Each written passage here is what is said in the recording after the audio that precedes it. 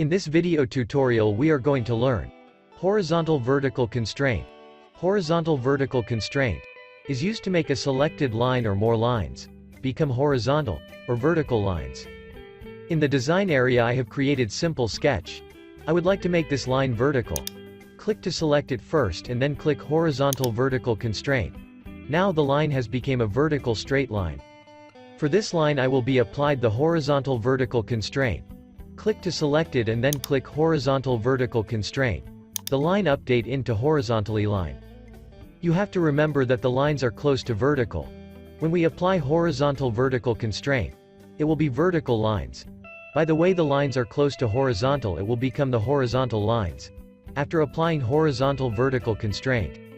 For example like this line, it is close to vertical line. When we apply horizontal vertical constraint, it becomes vertical line. I click the line's end points and drag to move.